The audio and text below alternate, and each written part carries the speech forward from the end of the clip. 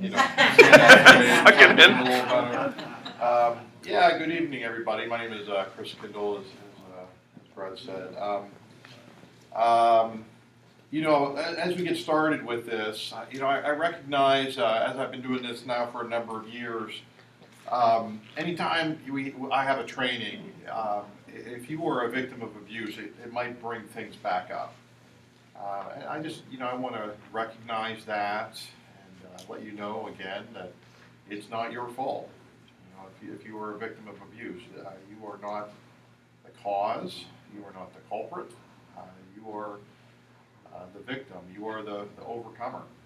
And, you are loved, and there are people in this room I know that you can talk to. And so I like to preface my trainings with that. As I've been doing this now for a number of years, people will come up afterwards sometimes and share abuse stories with me. About 3 or 4 trainings ago was the first time when I was doing a training, someone actually shared their abuse story in the midst of the training, which really definitely, changes the tenor of the time. It makes it that much more real. And so that being said, also, I'm a pastor at heart. I am a pastor. I've been a pastor for, 18, 19 years now. And so like any pastor, I feel like I get paid by the word, so I'll keep talking unless you stop me. This is your training, and so if you have questions, please stop me, right? If you need me to go back, let me know. I want you to understand this the best you can. My information is on the handout sheet. I guess we've got Assemblies of God here. I heard Lutheran. If you want the PowerPoint, please email me. I'll shoot it off to you. It doesn't belong to me. It doesn't belong to the Methodist Church, right? I feel like this belongs to the family of God. And we're all here for the same reason, right? To protect our kids. However I can help you, I'm willing to do that. So, safe sanctuaries. Why are we here, right? So what are the purposes? What's the big why behind safe sanctuaries? We're here to protect children, youth, and vulnerable adults.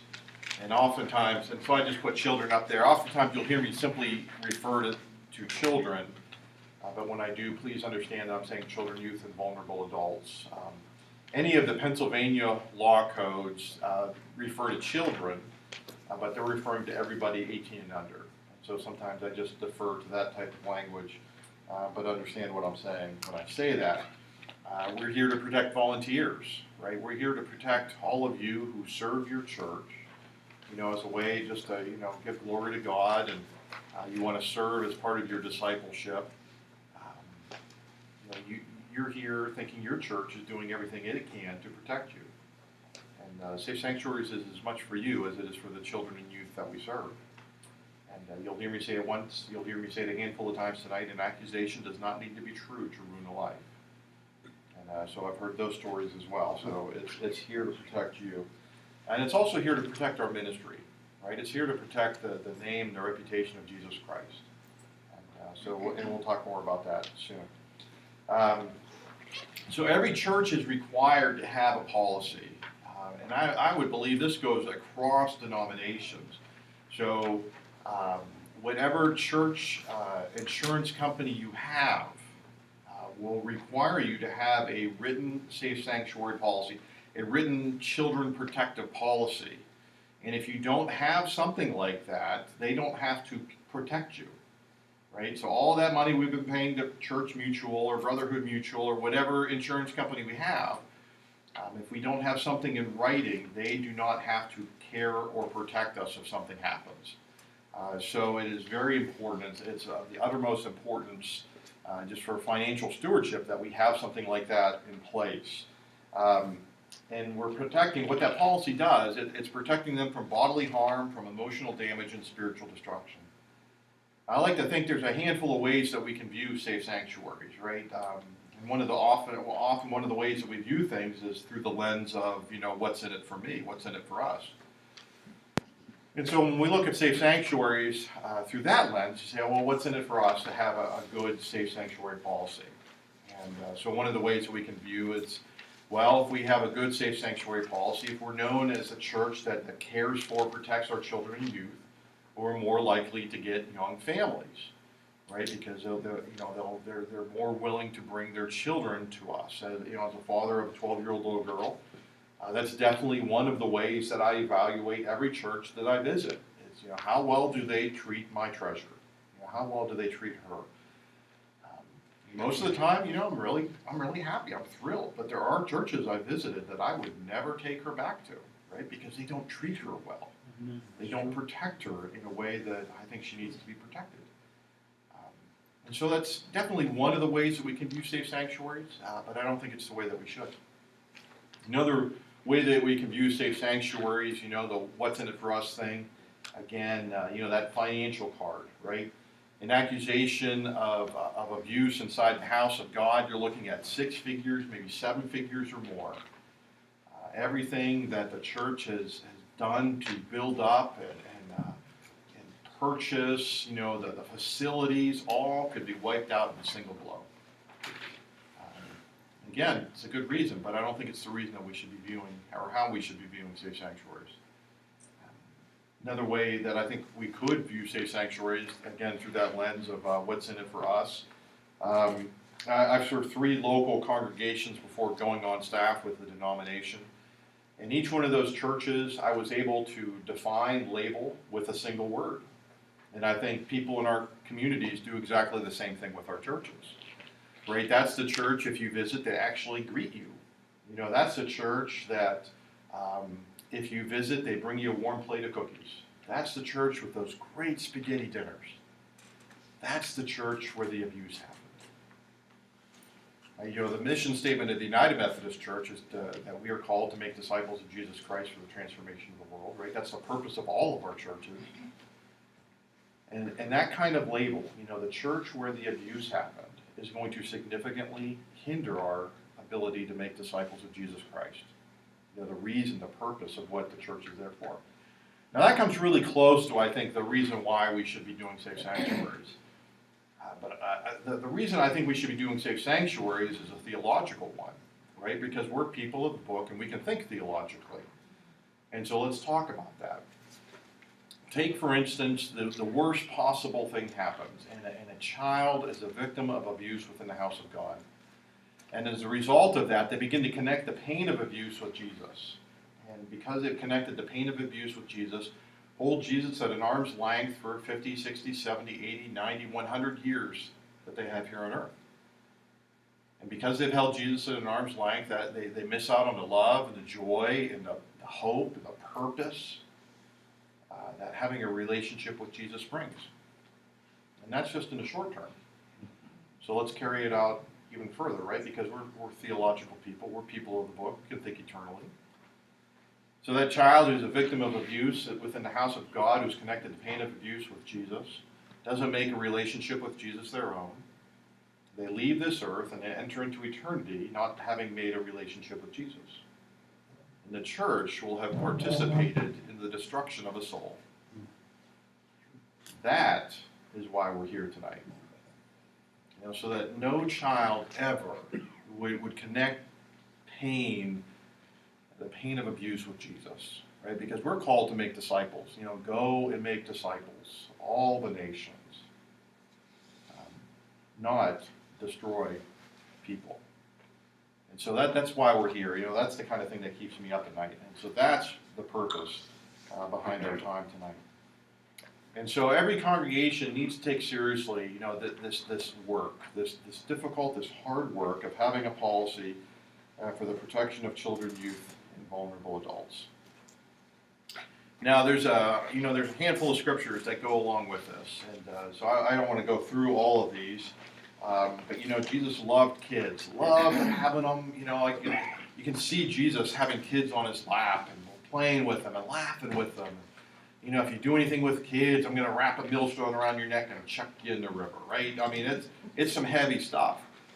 But as I think about safe sanctuaries, and as I've thought about safe sanctuaries over the years, I've always struggled with the imagery of what safe sanctuaries is all about, right? Because to me, this is the image of the church. arms open wide, come to me, all of you who are weary and heavy burdened, and I will give you rest. Right? That's the church. But Safe Sanctuary feels a little bit like the stiff arm. Right? Stay away. Don't come too close. I don't know you.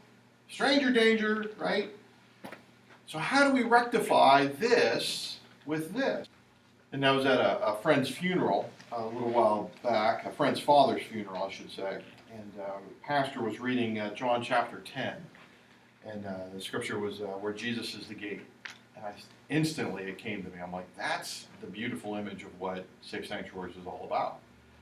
Because you've got Jesus, the gate, right? Arms open wide, welcoming the world.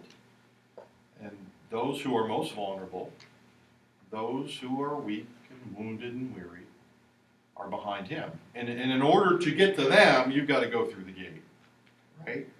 So that's the image of Safe Sanctuaries I think we need to have. And we imitate Jesus, welcoming the world, and we stand there, and the most vulnerable are the ones behind us, right? So you've got to get through us to get to them. So I like that imagery. For us United Methodists who are gathered here tonight, in 1996, the United Methodist Church in our general conference, our international gathering, said that what it means to be a United Methodist was that we were going to take seriously the protection of children, youth, and vulnerable adults. Right? It was put out there. And every 4 years that we've gathered, we've continued to affirm that. Likewise, a lot of different denominations have done similar things, and that journey for us started in '96, and yours might be starting at a different time.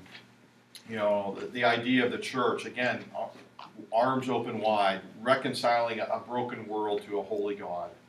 In Methodist terms, we call it open hearts, open minds, open doors. It is 2018, and we have a broken world around us. And what that means is that people who come to our churches have sin, right? And we let people who come to our church with sin, which is a good thing, because then even us pastors, we the people who stand behind the pulpit have sin. But practically, what I'm talking about is that there are sex offenders and people who have suffered this kind of sin, looking to be reconciled with God. I have a friend of mine who on any given Sunday has 4 registered sex offenders attending his church. And so they have a very good Safe Sanctuary policy, right? Anytime one of those folks come onto the campus, they have a shepherd, a guide that walks with them.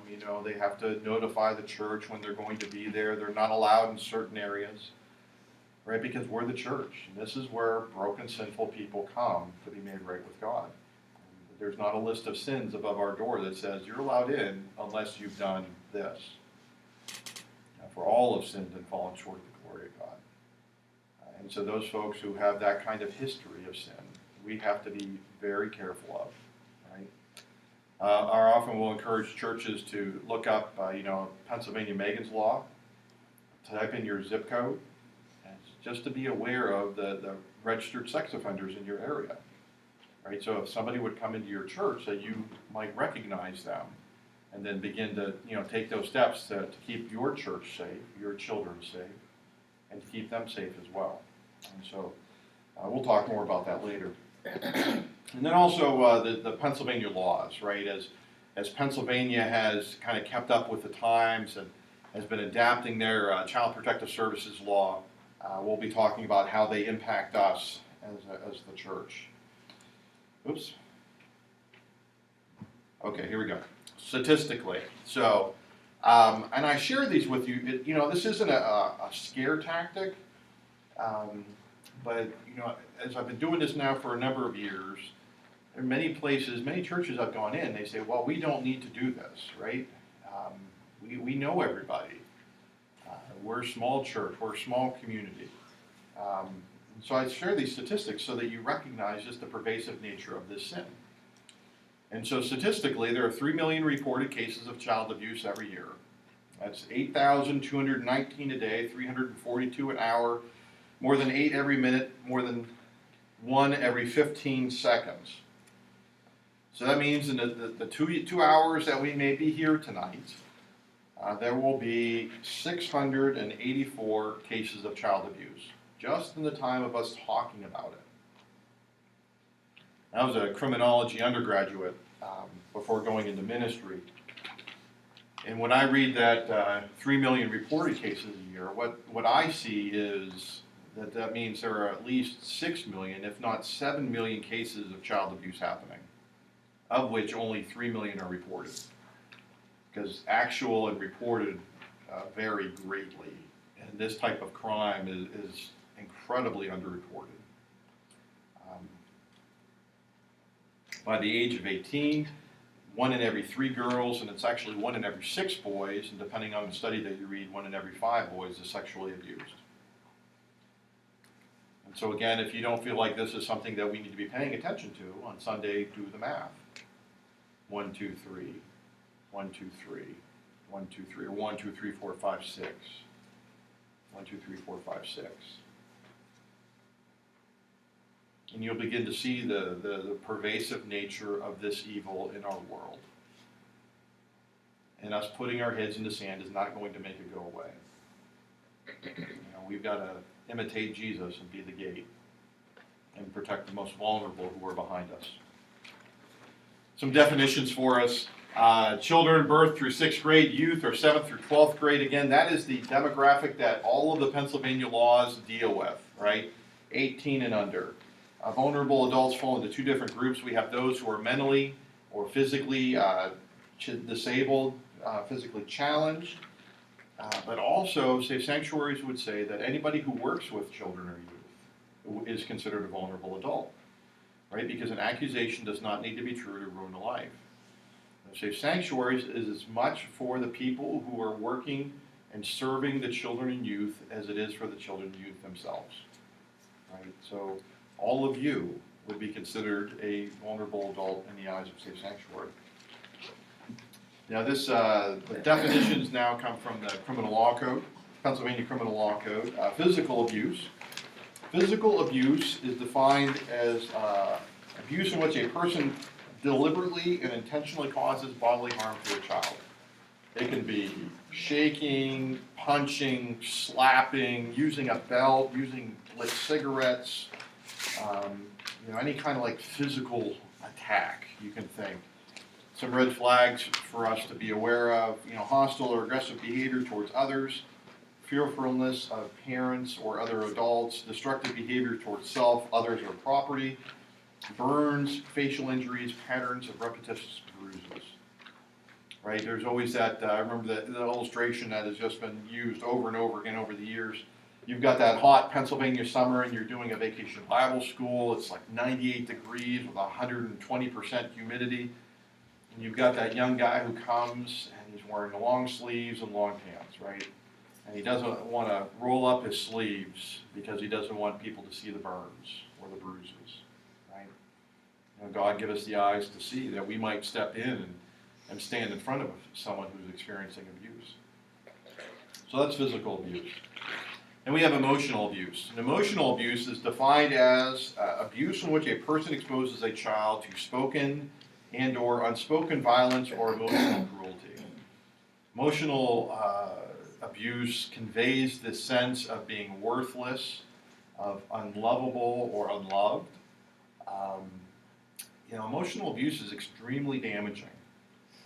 I think about, physical abuse will leave a physical scar, right? An outward manifestation of the abuse, whereas emotional abuse, I think, damages our DNA.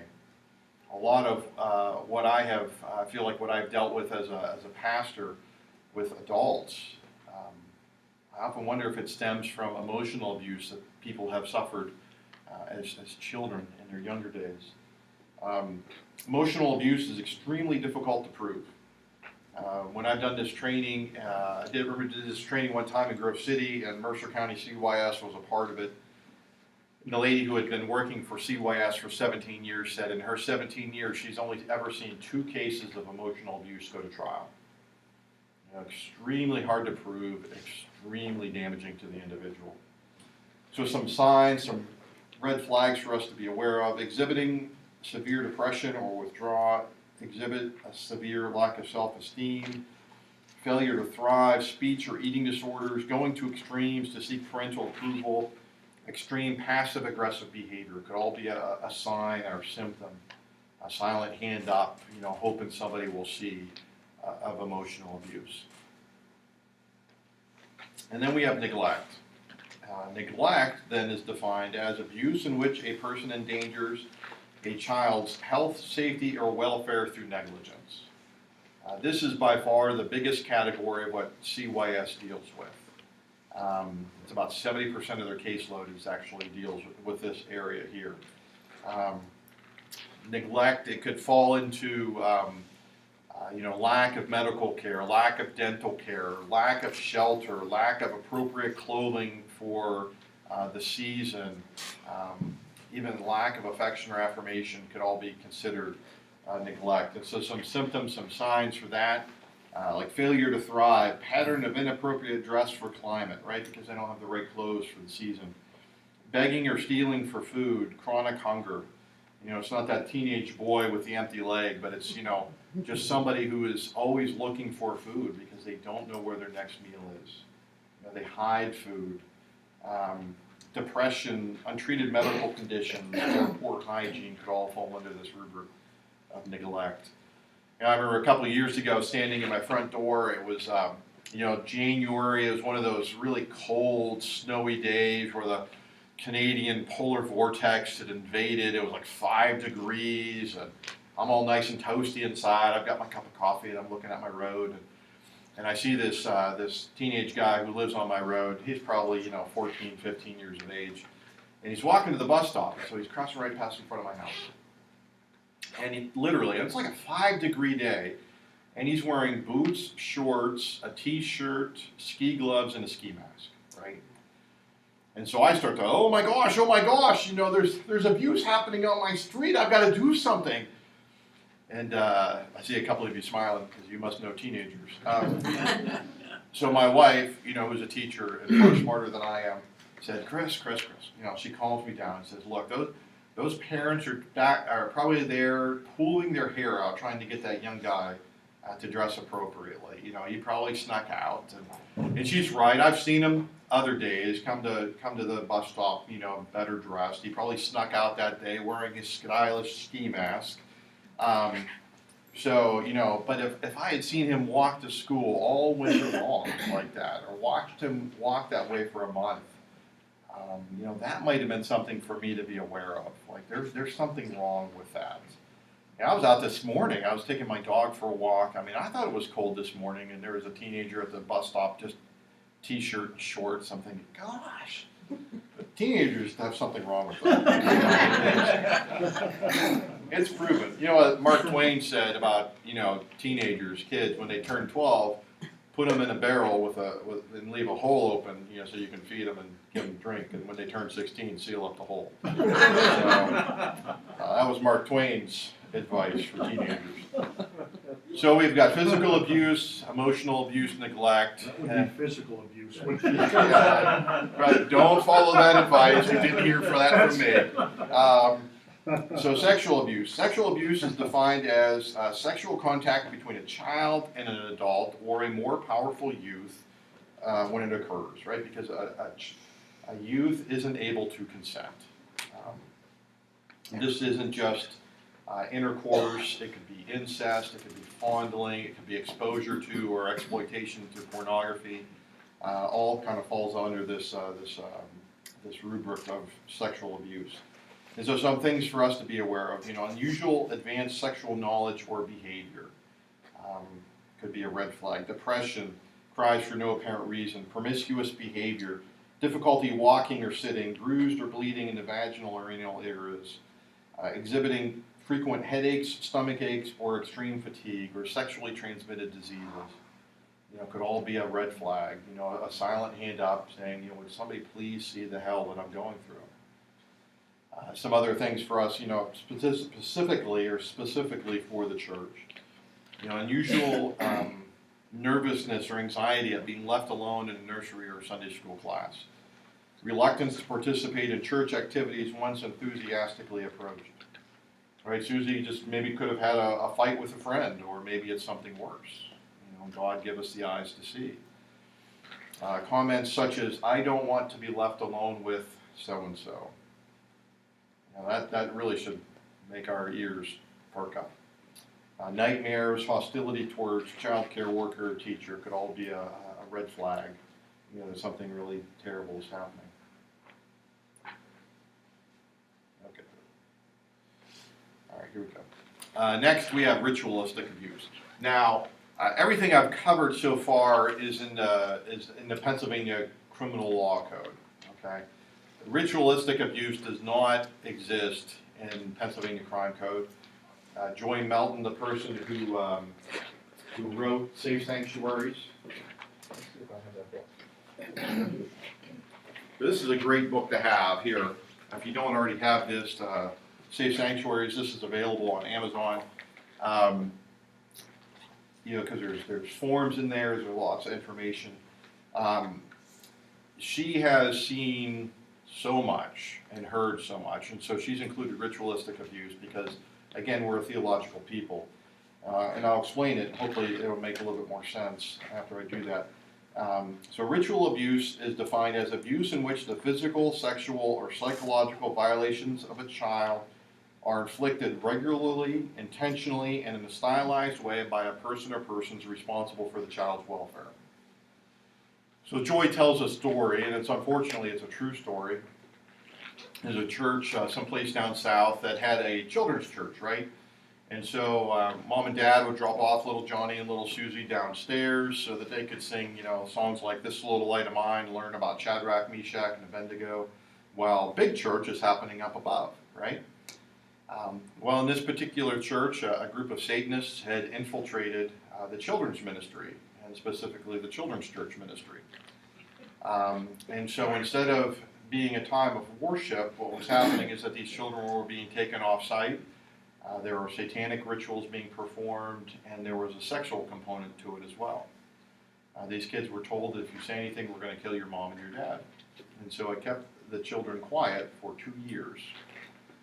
Imagine that, you're in worship and you're thinking you're doing something really wonderful for your kids, and just hell is literally just feet below you.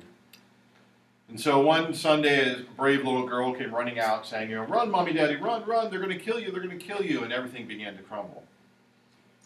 And so that's ritualistic abuse. Now Pennsylvania would say there's sexual abuse going on, there's physical abuse going on. But we also understand that our battle is not just against flesh and blood, right? There's a spiritual darkness out there. And I think it's important for us to recognize that. So some things for us to be aware of. Disruptions of memory or consciousness. Unexplained mistrust or mood swings, flashbacks, eating disorders, fear of the dark, especially at sundown or a full moon. Fear of ministers, priests, or others wearing robes or uniforms. It can all be a sign of some aspect of ritual abuse occurring. Okay.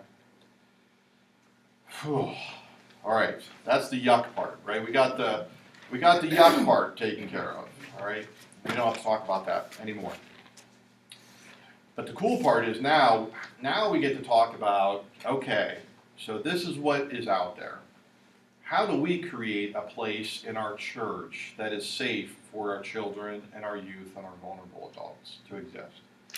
And so that's what I like to call the 7 foundations of a safe sanctuary. So how do we build that type of a safe sanctuary? And the first one is this. The first pillar, foundational block, at least 2 adults in every classroom who are not related and who are not cohabitating. So no child to be left alone with one adult. It's best if these 2 people are not related. Now, in Western Pennsylvania annual conference, the annual conference that we're a part of is United Methodist, we have 830 churches. It is not possible for our conference center to create a policy that would work for every church, right? And so the same with the other denominations. There's no one fit policy. And so I don't come here saying this is what you have to do, right? Because we all have to figure out what we're able to do.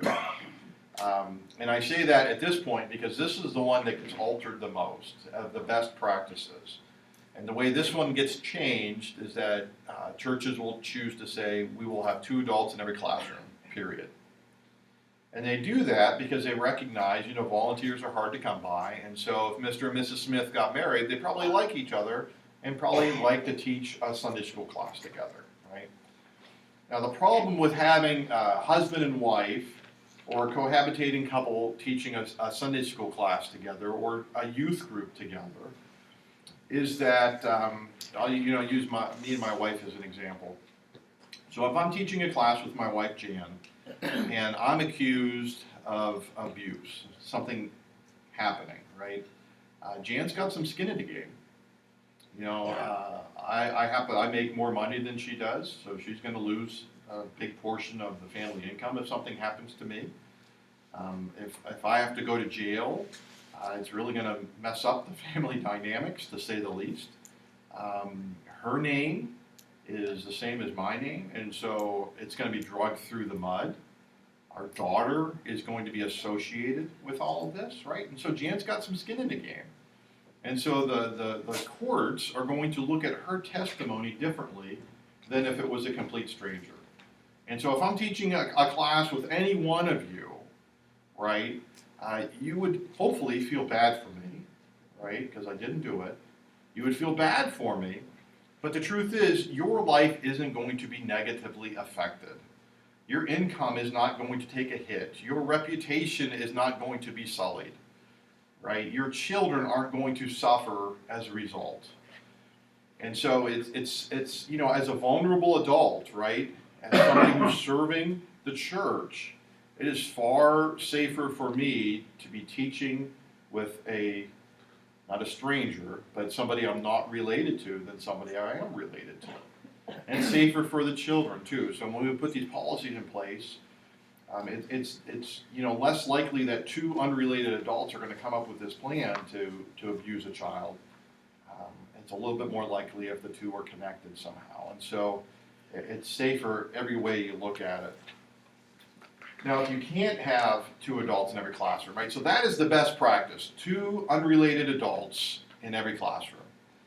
If you can't do 2 unrelated adults, then then it's 2 adults in every classroom. If you can't do 2 adults in every classroom, then the next best practice would be you have an adult in every classroom with a rover that is walking around the entire time.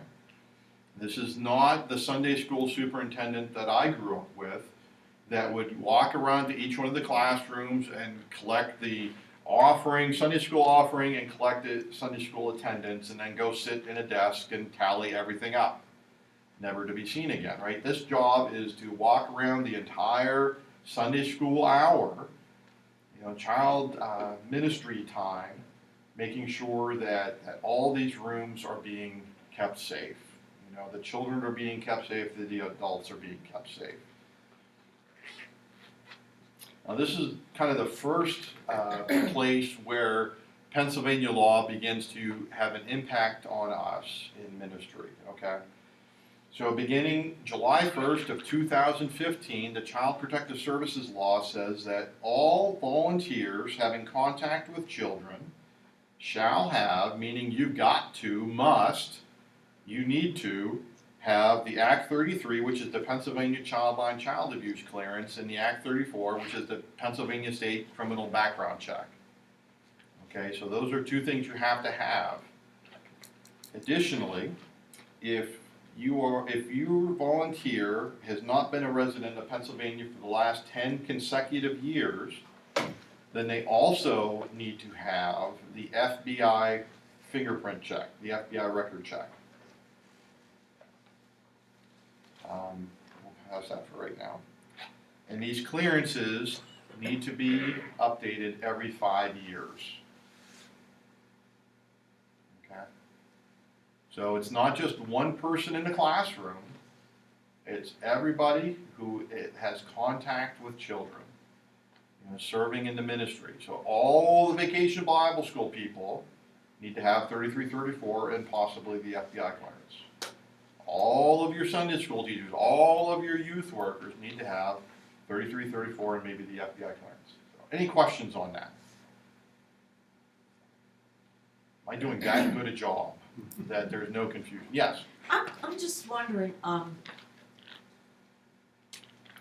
go to Dairy First Methodist, Mhm. United Methodist. I know the church secretary did clearance on me because I was volunteering for the after school in the summer. The after-school program, sure. Kids club and stuff. Mhm. But does that include 33 and 34, or am I going to have to find out from her?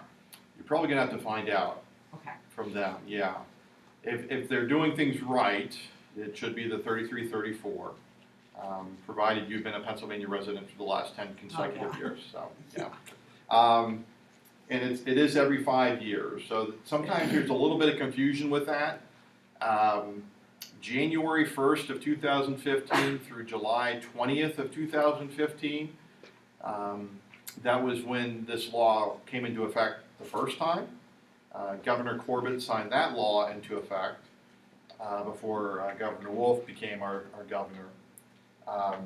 And at that point, it was every 3 years. And so I did hundreds of trainings in that 6-month period, and then July 21st, it became every 5 years. So occasionally, I come in contact with people who still remember me saying every 3 years. It was for 6 months. It's now every 5 years. So if you got it done in 2015, you're good until 2020.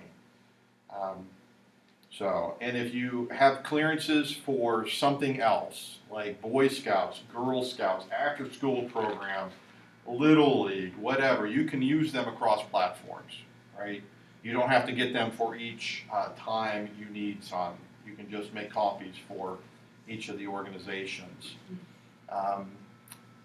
On July 21st of 2015, these clearances became free for volunteers, right? So probably the biggest argument against getting clearances is gone. They are completely free for volunteers. You can get them free every 57 months. Right, 60 months is 5 years, so you can always stay within full clearance for 60-month terms, okay? Do you have information on your website? There's, all that information is on our conference website, yeah. I've also got, on my computer, it's not on the website yet, but a step-by-step process on how to do each one of the clearances. For the FBI clearance, we used to be with Cogent, and now we are with MorphoTrust, which is merging with Identigo. So that's just, it's crazy and convoluted to begin with. These are the codes that you need. If you need FBI criminal clearance, if you are an employee, if you're paid, you've got to use the first one. If you're not paid, you have to use the second one. And they're pretty picky about this. So these are important things to have as well. Any questions on 2 adults in every classroom or the criminal clearances needed for volunteers? Yes, Brett. It's just a comment. Around here, I think the Aaron Intermediate Unit is where you can get your fingerprinting done. What I believe also, somewhere in Latrobe, maybe the airport actually does the fingerprinting. You used to be able to do it at Smith Bus Company, but I don't think you can do it there anymore. Yeah, as they changed providers for the FBI, now they've got other places or restricted places. So yes. In Latrobe, it's right across, the same street as Weiss's Furniture, like where they're building, across from where they're building the new school. Thank you. Great. And on that website, if you Google Identigo or Pennsylvania FBI clearances, will take you to the correct website. There's a space on that or place on that website where it says where to go to get fingerprinted, because you've got to register. You have to have that code, and you register, and then you go to one of the fingerprint places. You can't just go. You've got to register, have the code, register online, then you go, and they'll tell you where to go. I was talking to a lady at Angel Arms in Latrobe, and I'm just trying to get started in this, baby step.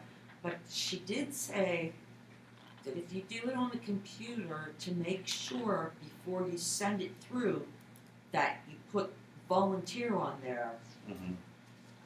I think it's for the FBI, I'm not sure. No, it would be for the child line and state police. If you put volunteer on there, you do not have to pay anything. Right, they're free. Which I had no idea. Yeah. Okay, I'll keep moving then. So 2 adults in every classroom. Secondly, all doors to classrooms, offices, supply closets should have windows in the door. Right, the windows in the door allow for visibility, allows for accountability, so that like if you're doing something in that room, you could be seen. Right, and if we're doing something in church where we don't want people to see what we're doing, we probably should not be doing it in church. Right, we're people of accountability. We don't mind people seeing what we're doing. If it's a limited access closet, like a chemical closet or a paper closet, supply closet, they don't necessarily need windows, although I still think it's a good idea to have windows in those doors. Boiler rooms, be aware all your local fire codes are different. They might have a size restriction. It might have to be with a steel mesh involved. Don't put windows in bathroom doors, right? That just causes more problems than it's worth. That is the one place you don't want a door. Okay, so 2 adults in every classroom who aren't related or cohabitating. Windows in no doors. Third, no person in authority should be less than 18 years of age. Okay, all these clearances begin at 14 too. All our volunteers need to be doing these clearances beginning at age 14, which is pretty wild. I agree. I just tell you what the law is. So, but no person in authority is less than 18 years of age, right? Is that the volunteers that, you mean if they're gonna be in a teaching class when you're saying 14? Yeah, it's volunteers technically is what the law says. So if they're volunteers for anything? Right. If they're participating in a class, no, but if No. Yeah. I mean, if you're going to youth group, right, you're a participant, you're a Right. receiver in a sense, and you do not need clearance. If you have 15-year-old, 16-year-old doing child care for a Bible study, they should have their clearances. So, any teenager now, if they're a lifeguard, if they're working other places like that, they have to do that. And so that's the law nowadays. Is that true with, say they're in with another adult and they're 16, 14, 16? They still have to have their clearances, I understand, right? Still? Okay. Yeah, the way the laws were, all volunteers who are working with children, and then the next caveat would be 14 and older, shall have these types of clearances. And this piece is also about developmental gaps, right? That you want to make sure that there's a developmental gap between the person who's helping and the person who's being helped. And so, for instance, in my last church, we had a vacation Bible school that went up through 5th grade, and I remember one year having 6th grade boys volunteer for games, right? They were no help whatsoever because all they wanted to do was play, because there's no difference between a 6th grade boy and a 5th grade boy, right? They're the same exact level mentally. They're actually only like maybe kindergarten level. Who knows what a 6th grade boy really thinks about? And so you just want to make sure you have a good developmental gap. A 19-year-old youth leader and an 18-year-old youth, there is very little difference. It's not to say that they can't help with youth, but I would not put them in charge. They're helpers, they're assistants, and things like that. Fourth, for all activities and ministries, there should be a sign-in and a sign-out procedure for your children. You want to make sure that whoever is signing in that child is the same, or some other authorized adult is picking up that child, right? There are custody cases, there's all sorts of things. You know, children have been abducted from church by parents who don't have custody. Don't be on the receiving end of that phone call, right? You know, we have, this is a true story. I have taken my daughter, my wife and I, we've taken our daughter to a church that we were visiting, gave her, in a sense, entrusted her into their children's ministry. When we went to go pick her up, they wanted to give us a different child, you know. Now, Sophia was old enough to say, like, no, I'm over here, you know, ha ha ha. And we walked out with the right girl. But, you know, I think about what if I was maybe coming to church for the very first time? You know, what if I was a young parent, a young mother, going to church, and I'm entrusting my precious child to a church ministry, and maybe they gave her to somebody else, or, you know, they wanted to give me a different child. You know, those of us who have been a part of church for a very long time, we forget how difficult church is, right? As somebody who visits a lot of churches, church is extremely difficult to break into. It is extremely inhospitable for somebody who isn't a member or isn't a known face.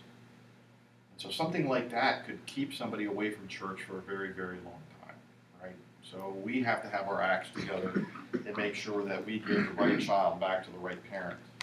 It could be a sticker, it can be a paper clip, it could be, no, not paper clip, but you know, like a clothespin, it can be one of those restaurant buzzers, some way just so that you know that the right adult is getting the right child.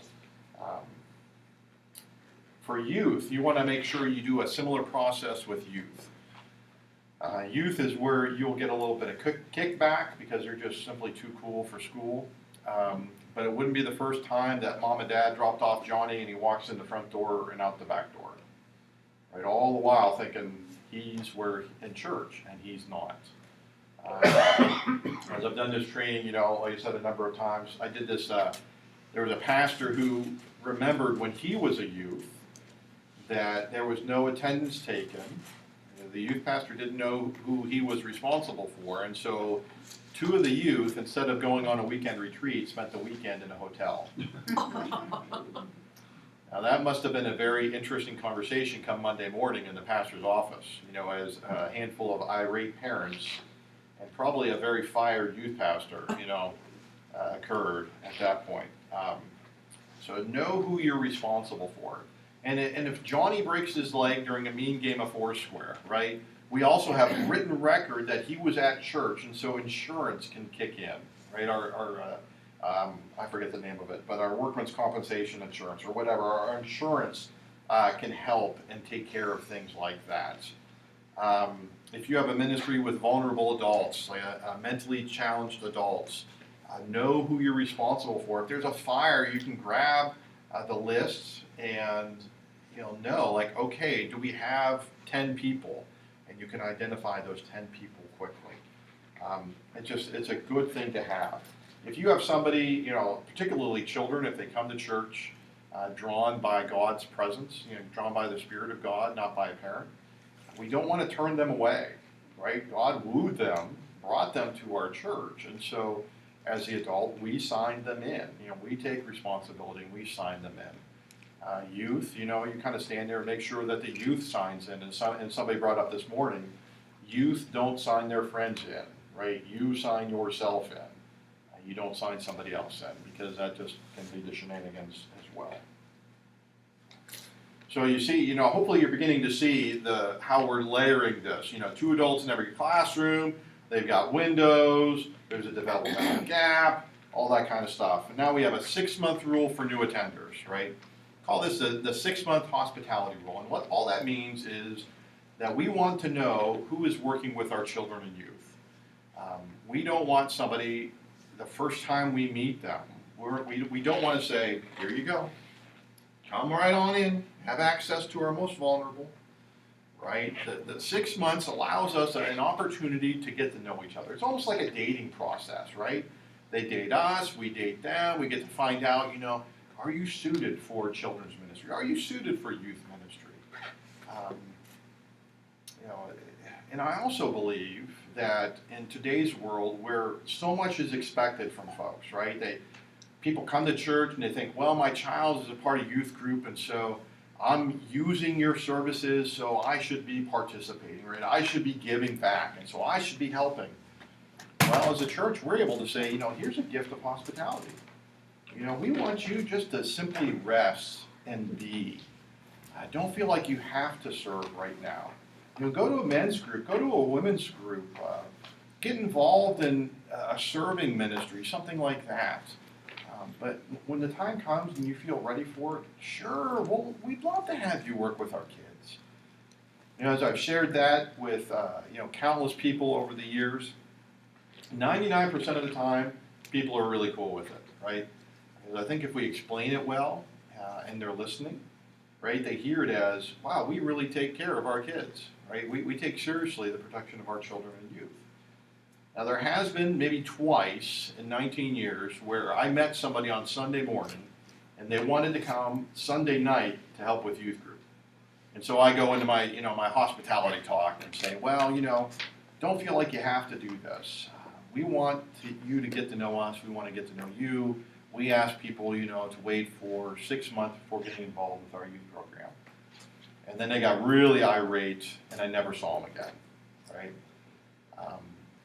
Which is probably a good thing. Yeah. I don't want to suspect anything, right? I don't want to think ill of people, but I think I dodged a bullet, right? Because predators are exactly like us. They're impatient. They want what they want now. And if we're telling people, look, you've got to wait 6 months before you can begin a grooming process, they're more likely to pick up roots and go someplace else. Now, don't misunderstand me. The goal isn't to get them to go down the street to the Presbyterians. Because we want the Presbyterians to be doing exactly what we're doing tonight, right? We want all of our churches to be a place where there's a lot of frustrated predators, right? We are a safe place for children and youth to come and learn about Jesus Christ. And that is our purpose. And so, yes. I just want to throw this out there. I was told something that really threw me back this week. I go to a Christian therapist. He told me in their church there are at least 3, if not 4, men in the congregation that are armed, unconcealed. Unconcealed. Okay. Well, that's a different conversation. Yeah, I was like, and it makes you think, what's this world coming to? Mhm. It Right. just blew my mind. This part, arguably, I'll admit, it is my soapbox. It's kind of my thing I get upset about. I don't think sitting in the back pew for 6 months is active, right? When people, they want to work with my kids, I want them to be active in the life of the church. Current church growth statistics will say that by far the vast majority of people will say they attend church regularly if they go to church twice a month. And that's trending, like I read some study recently where it was about 47% believe if they attend church once a month, they attend church regularly. You're not going to come to my church 6 times and have access to my kids. Like, it's just not going to happen. So I say 6 months, I want to know who's working with my kids. And that's just, it's just unapologetic about that. So. And that's not to say, and that's not to say, so if you have a new family and they're nervous about letting Johnny go on the hayride by himself, all right, mom or dad just is nervous, and so they can go on the hayride, but the purpose of their presence is simply to give the child comfort, right? They're not used as one of the 2 adults. They're not used in a pinch. They don't take anybody to the bathroom except their own child. They're not an emergency driver, none of that. If they come to a Sunday school classroom, they're sitting in the corner. They're never left alone with kids. They're simply there to provide comfort for their child, period, end of story. And if they continue to come, then you say, well, we'd like you to get your 3334 and possibly FBI clearance. And any one of our schools today, if you want to go in and read to your own child's classroom, you're going to need 33 and 34. And so I don't see that as being unrealistic for us as the church to do so either, because there are kids. So number 6, reference and background checks for volunteers and employees. You know, when we think about a volunteer, you want to have basic information on all of your volunteers. You know, who are they? Where do they live? What's their phone number? What do they do?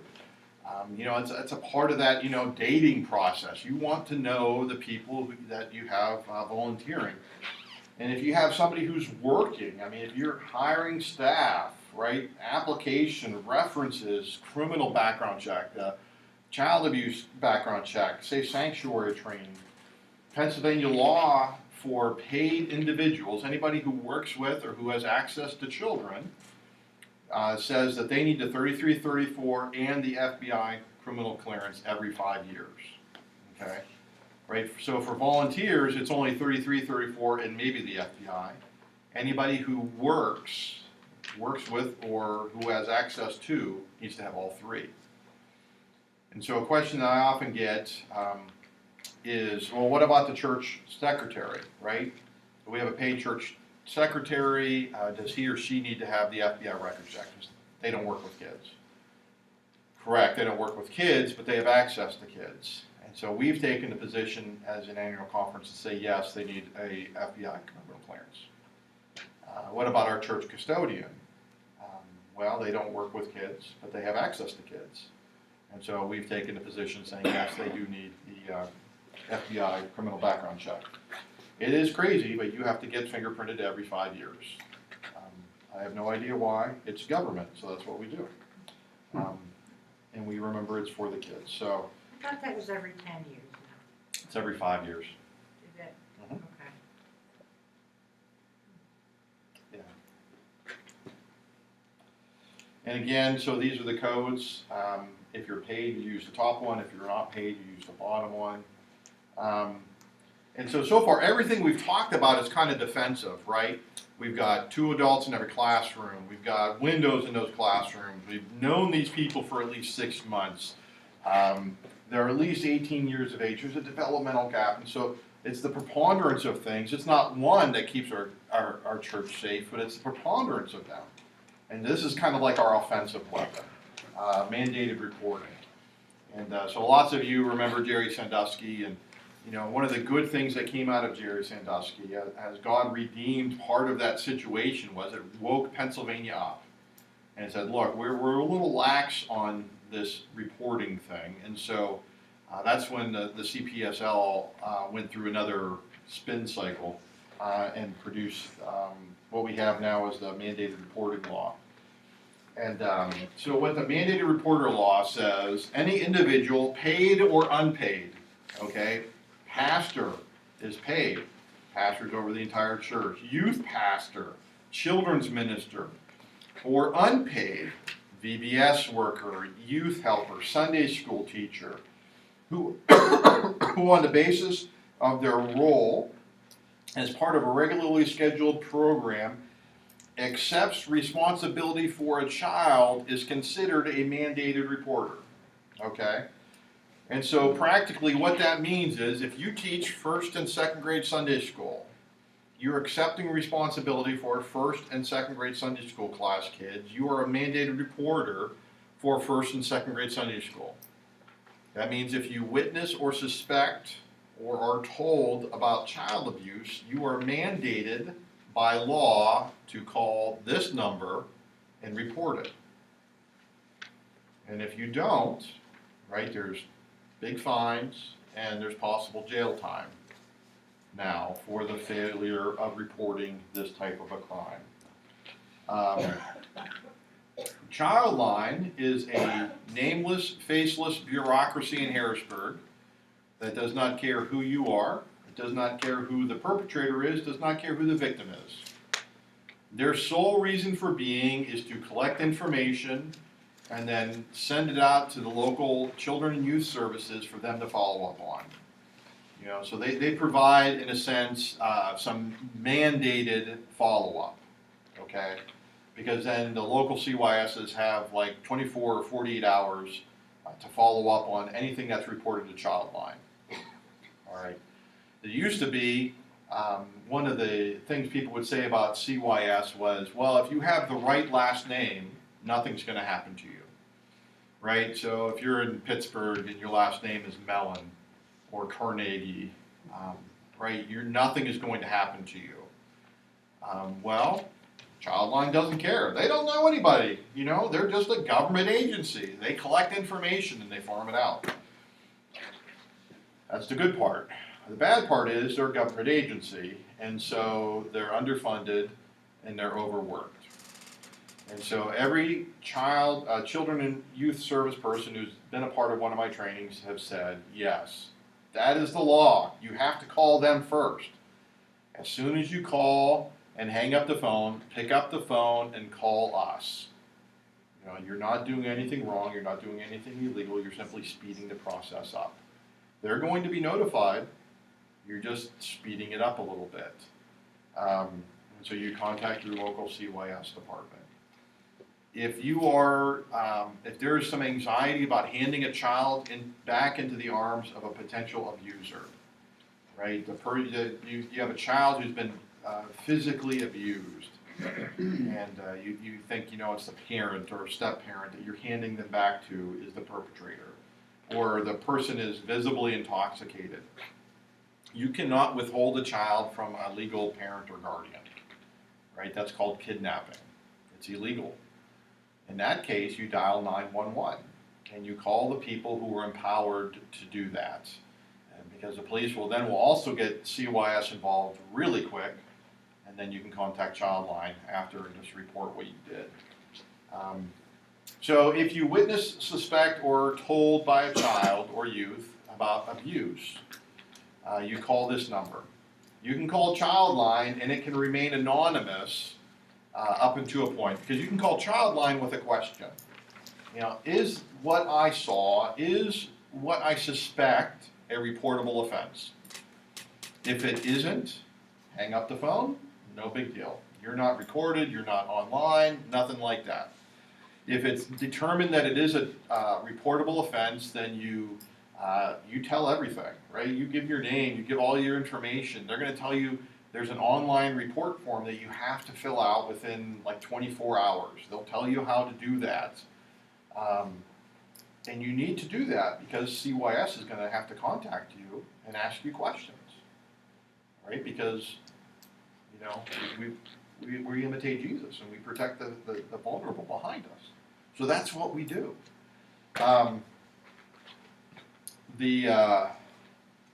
Every time I do this, sometimes I do it differently, and so I always get off track. So if you call Childline and you're wrong, right? I think that's oftentimes a fear of folks. Right? What if I call and it turns out to be wrong? Can I be sued? The law says you cannot be sued if you call Childline with a good faith report, right? If you witness or suspect something, you know, and you've got reasonable suspicion, you're not going to get in trouble, you're not going to be sued. If you call Childline because your brother and sister-in-law are getting a divorce and you want your brother to get a better child custody arrangement, so you call and make a false report about your sister-in-law, you're in a lot of trouble, right? You've knowingly made a false report to a government agency and there's no protection for you at all. Your information is confidential, right? Childline, CYS is not going to, when they go knocking on somebody's door and say, hey, Chris Kendall called us and said you were doing this, right? That's not going to happen. There's all sorts of like HIPAA laws, privacy laws that they cannot break. They're not going to tell anybody. But people can guess, right? People can say, I know you're the one that called, I know, you know. They were not told by anybody. They're simply guessing because it is not. They're not allowed to do that. They're professionals. You know, it's not our job to investigate. Right? We don't have to substantiate if abuse is actually happening. Right? We call and CYS, the people who have been trained to do that, follow up, okay? Any questions on mandated reporting? Yes. I know online that there's mandated reporter training. Is that something you have to do or something that's just available so that you can get more information on it? Yeah, thank you. On our conference website, WPA.org, WPAUMC.org/SafeSanctuaries, the University of Pittsburgh has a free mandated reporter training. Right now, we are not obligated to take it. Anybody who is licensed by the state of Pennsylvania has to have a mandated reporter training. People like doctors, nurses, physical therapists, barbers, beauticians, because they're licensed by the state, actually have to have mandated reporter training. Teachers all have to have mandated reporter training. We are not obligated yet. Yet. You know, I mean, the law continues to change and evolve. I see it happening at some point. It just hasn't happened yet. So, but it's good. It's good to understand it. You know, I mean, what I'm giving you as far as mandated reporting is simply a brushstroke. I'm trying to, you know, give you a basic understanding of it so you know if you come in contact with something, how do you go about doing it. So you can always take that free training online. I've been told it doesn't take anywhere near 3 hours. So when you call Childline, right, if you are the one to witness it, suspect it, or you were the one that was told of something, you're the one that has to make the phone call. Now you can tell your pastor, right? I'm sure every pastor here would want to know if something like that was happening in the church, right? Unless it's the pastor, then don't tell them. Tell the person above them, right? But you can tell your pastors, right? But that does not change your obligation to have to call. You have to be the one to call. Your pastor can sit right next to you, hold your hand as you make the phone call.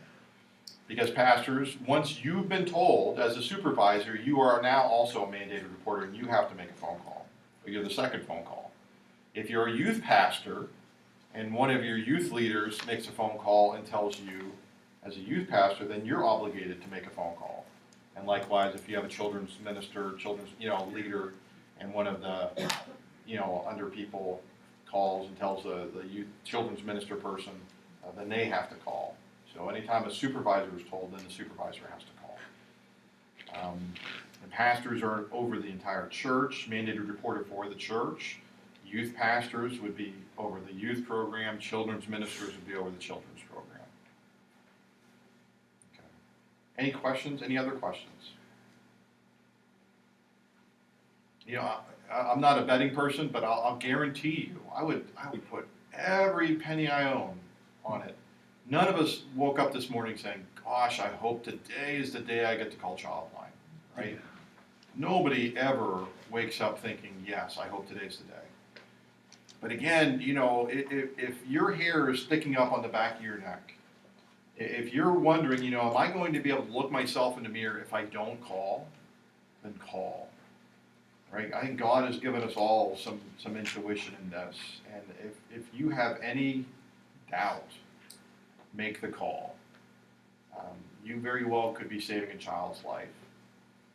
The last training I did, one of the ladies who she worked for an organization, and there was a child who died because everybody just kind of ignored it, and nobody called, and nobody called, and nobody called, and the child wound up dying because nobody paid attention.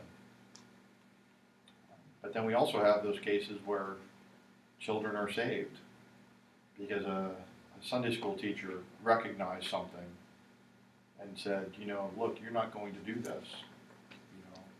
I'm going to imitate Jesus and be the gate, and I'm going to protect the most vulnerable. What is that? The repeated mantra in the Old Testament. Who are we told to watch out for? Right? The widow, the orphan, the alien, the people who have no voice, who have no power. That's what God has called us to be. To stand up for people like that who don't have the ability to be able to do that. So that's Childline and mandated reporting. Okay. Was there a question? Can I go on? Okay. Just some other odds and ends before we close up here tonight. If you have a church vehicle, you want to make sure you know what your insurance company says is legal age to drive, because I'll guarantee you it's not 16, right? It's more than likely 25, if not older. I've seen some that are 21. It very seldom happens to be 21. It's usually 25 or older. Every vehicle, you want to make sure you do the 2-adult rule. Because whenever you're transporting youth, if you're taking 5 youth home, it's eventually going to be you and a youth. And that is an unsafe situation. As I've learned from teachers, youth that are being abused will often accuse someone who is safe in the hopes that it will get around to the actual perpetrator. And they don't do this out of maliciousness, but they don't have the ability to say, look, I'm being abused by so-and-so. And so they'll say, the safe person that would never do anything to them, this is the person that's doing it. Because in their mind, the hope is that it will get around to the eventual person. And I can't tell you how many times I've heard that story. Don't be that safe person, right, that gets falsely accused, right? Because an accusation does not need to be true to ruin a life. So always have that second person with you. The 2-adult rule, the exception for that would be if you're driving in a caravan. So if you're going someplace like Creation in the summer, and you've got 5 vehicles traveling together, you can have a single adult in each vehicle because you're traveling like as a big wagon train. You're always together, and so that would be the one exception. Youth do not drive other youth, right? Your insurance companies will have kittens. They will go nuts if you allow youth to drive. Legally, youth aren't even allowed to drive any more than like one other unrelated person. So they're terrible, right? They're not a lot of help for driving for events, and it's just inherently unsafe. If mom and dad say that Johnny can drive to church, it's a contract between parent and child, and so we don't have anything to say about it. Johnny can drive to church. If they say that Johnny can drive his younger siblings, then again, if parents say it, that's, as soon as Johnny comes to the church, he belongs to us, right? He doesn't come to the church and then go to another place, like the hayride. He either goes straight to the hayride or straight to the church, but as soon as he comes to us, he no longer drives, or she no longer drives. So that's kind of that's the rule with driving. Hey, can you explain that a little bit? Because my thoughts are, being a youth pastor for 14 years, you have teenagers coming into the church, driving, and we have a youth group, we have a meeting, and that teenager decides to take out 5 of his friends in the car. Is that what you're talking about? Is that then there's still a responsibility of the church, or how does that work? It's not. What you're saying is, or what I'm trying to say is that, I really went really far. Okay. For church ministries, we do not use youth as drivers. What they do before coming to church and what they do after, we don't have a lot of say in doing that. Pennsylvania right now, they wouldn't allow 5 kids to pile up into a car, although I'm sure teenagers do it. Except my daughter, she won't do that. No boys either, no boys. If you have to drive children home and you find yourself and you have to be by yourself, right? There's no other adults. Some tips would be call somebody and keep it on speakerphone the entire time you're driving. Or if you've got a mount on your car for like GPS, simply turn on the camera and record the whole time you're driving. I'm not a lawyer. I can't testify to the legal veracity of any of those statements, but anything is better than nothing. Okay. I shouldn't have to say it, but I'll say it because it's happened, right? Don't put a youth in the trunk in order to not be alone with them in the car.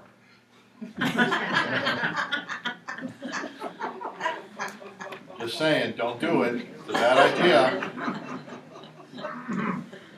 We've had 2 cases. Bed of a truck probably doesn't. Yeah, bed of trucks aren't good either. But, we've had a youth pastor who thought he was being very ingenious by putting a youth in the trunk and, pulls up to the kid's house and opens up the trunk. They're no longer a youth pastor at this point. So something else I shouldn't have to say, never share a bed with a child, right? Don't ever do it. Never be alone in a room with a child. Adults must be the same gender of the students they're chaperoning. Right? Sophia is never going to go on an overnight retreat with 2 male chaperones. Never, ever going to happen. And if I wouldn't let my daughter do it, I'm not going to let any one of my other kids do it. I always, when I say my kids, the kids at my churches they're my kids. I feel like I own them. That's how much, how precious or important they are to me. In a hotel setting, you don't want to have adults and children in the same room or adults and youth in the same room. The setups in the hotels, you've got 2 queen beds largely. Do you put an adult and a youth in one bed and 2 youth in the other bed? It's bad. You let an adult and 2 youth in the other bed? Bad. Do you do an adult and a single youth? Bad. Right? So you've got male youth and female youth, male chaperones and female chaperones, ideally on the same floor, boys way down at that end of the hall, right? Girls way down at that end of the hall, and you got the chaperones in between, okay? Don't have your chaperones up on the 7th floor and all your youth down on the 3rd floor, right? Because some purple will happen, right? Anybody knows that, boys are blue, girls are pink. When they come together, they're purple. So no purpling is the kind of the common theme for youth ministry. That was supposed to be funny. You'll get it later. You'll laugh later, I promise. You want to make sure the hotel rooms, right, when they have those dividing doors, those are bad. Because if it's an adult room and a youth room, it's unsafe, right, because you don't want that connection. And if you've got 2 boy rooms together, something's going to get broken, you'll have to pay for it. So those aren't good, healthy rooms. Now, if you're going someplace where there's cabins, cabin setting's a little bit different. And so, one of our Methodist camps, Wesley Woods, you've got big bunk rooms, right, where there's like 18 bunk beds. It isn't practical simply to have all the youth and then have all the chaperones, right? You put 1 chaperone at this exit door, 1 chaperone at that exit door, and let the youth fill in. You've got a boys' side, and you've got a female side, and there's that central room, the meeting room. That's the difference between a cabin setting and a hotel setting. For potty, if you're doing diapering, a lot of churches have gotten away from doing any kind of diapering. It's not a bad idea. The parents are the ones that had them, and so let them be the ones to change them, right? It's unsafe. But if you're going to do diapering, make sure that you are visible, right? I'm not saying visible to everybody else, but you don't want to be doing diapering in some closed-off area where you are not seen by anyone, right? You want to be seen by somebody else. It could be off in a corner, so that nobody else can see from the outside, but you can be seen by other adults. Like that's how you want to keep yourself safe. Always allow for the kids to have independence until they ask for help, right? There are some 3-year-olds that can go potty by themselves or some that can't. And so don't introduce yourself into an unsafe situation unless you've been invited into, if you have to go and help. Always allow for privacy unless it's an emergency. Get the parents. Check bathrooms. Depending on what you're doing, every church I've ever been in has got gazillions of doors, right? And so if you're doing vacation Bible school, make sure the bathrooms are a safe place. Stick your head in there before you allow your kids to go in.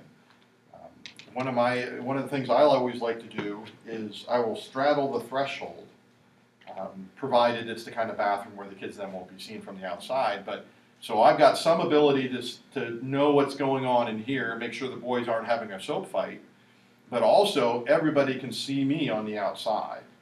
And so that's just a very good place, you know, I'm kind of splitting myself. It's a good place to be and kind of maintain some protection and oversight in that setting. Some other obvious issues, you know, you don't counsel, I have the opposite sex, you really shouldn't counsel anybody behind closed doors anymore. It's always good to have a third party, right? Because an accusation does not need to be true to ruin a life. And when I was in pastoral ministry, anytime I had somebody in my office, my secretary knew to never leave. She would always stay in the office. If it was after hours and somebody needed to meet, we could meet at the parsonage. And, you know, could meet in the kitchen, my wife would be in the living room, or vice versa. But the idea is not to be alone, where you don't have somebody else saying this didn't happen or this did happen. So in the same vein, don't visit children home alone by yourself. Right? Don't insert yourself into a situation that would be unsafe. And then lastly, you know, watch your dress, your language, your alcohol, tobacco, firearm activities. In other words, I like to say, you know, youth group is not a time to have a spirited discussion about the Second Amendment. Our youth group is about Jesus, and so let's make sure we keep it about Jesus. I always kept an eye on, like, my youth helpers' social media pages, because if you're doing stuff on Friday night and Saturday night that don't match up with what you're telling the youth on Sunday night, you know, that's an opportunity for, as a pastor, to invite people to see you've got a foot in two different worlds, and you know, maybe it's time you choose one. And sometimes people would be like, yeah, you know, you're right. That does make sense. I'm living a duplicitous life. And sometimes people then decided not to be youth helpers. But that's, you know, that's okay. Because I want the people who are teaching my youth to be good examples, as I'm sure all of you do too. So, that was a lot of information I threw out at you. And so, you guys have any questions? I covered poorly or didn't cover? Yes, Brett. A couple things. I don't know if you said this or not, but clearances from one organization can be transferred and used for other organizations too. So if you work with the Scouts or the preschool or whatever it might be, they're good for church as well. Another question that came up this morning was about Family Promise and the 2-adult rule. First of all, if you volunteer with Family Promise, you are covered under their policy in addition to our local church policy. Secondly, we are never to be alone with the children anyways. So at any time if a parent would ask us to watch the child, we respectfully decline that because we are never to be alone with the child. So when we're driving, the assumption is there will always be mom or dad in the vehicle with us, which makes or okays that 2-adult rule. If mom or dad asks the child to go with you, and if they have their own vehicle and they want to drive their vehicle, you can respectfully decline to drive that day. And then if that happens, you give me a call and we'll figure that out. But so long as we're never alone with the child, we're going to be okay. Before you leave, I have those certificates for you if you want a certificate. There's also extra donuts, so make sure you take those home. They're not coming home with me. Also, I you have know, one question. yes. I did mine online. I just come back here to the church, right? I won't get anything. You'll get it.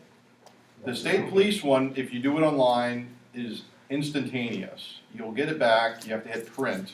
Oh, okay, I didn't do that. Yeah, you might have an email link or something where you can pull that up, but so you need to investigate that. Yeah, I mean, I already did it, I just didn't print anything on it. Okay. And then the child line, you will get something sent email-wise in a week or two, and then in about a month, a paper copy. And so then you turn that in, make a copy of it and turn it into the church. Okay. You will receive back clearances that have things on them.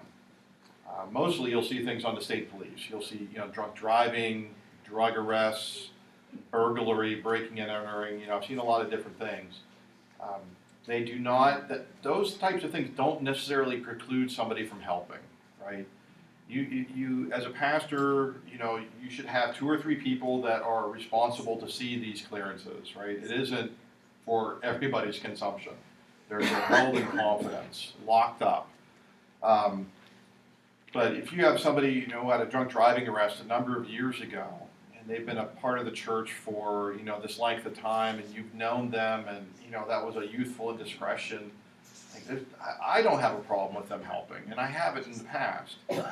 If it was a couple years ago, and you know that person, it could be a determination. That may not be a bad thing to have them help. Maybe not be a driver for anything, but I would definitely, I would be okay with that possibly. And so you need to be, thoughtful, and it's knowing who you have. If anything comes back on child line, I would not use them. I just simply would say thanks, but no thanks. They should not be working with children or youth. So, if you have ongoing questions, feel free to email me. I can zip you back an answer pretty quick and easily. All my information is there, and so don't hesitate to do that. If you want have trouble getting your clearances, Jenny has helped people get clearances before, so you can always call into the church and see if she has a half hour or so to help you log in and get those clearances. If you're interested in the PowerPoint, email me and I can email it to you. I have extra of these. If you want to take some of these, you're more than welcome to do that as well. So let's say a prayer as we close tonight. Gracious God, we are grateful for your presence here. We are grateful for your love for us. Lord, you are calling us to something that I believe is very near and dear to your heart. How do we care for those who are vulnerable, who have no voice, who don't have the power to stand up for themselves? And so, Lord, we pray that we would be doing everything that we can, everything in our power to make sure that our children and our youth and our vulnerable adults will be kept safe. Lord, keep us away from those thoughts of fear or what if. Help us to place the children first and recognize that this is something that is honoring to you.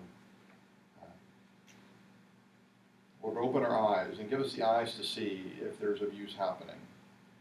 And we pray, dear Lord, that you would use us to bring it to an end. So, Jesus, thank you for calling us for just such a time as this, and it's in your name we pray. Amen. Amen.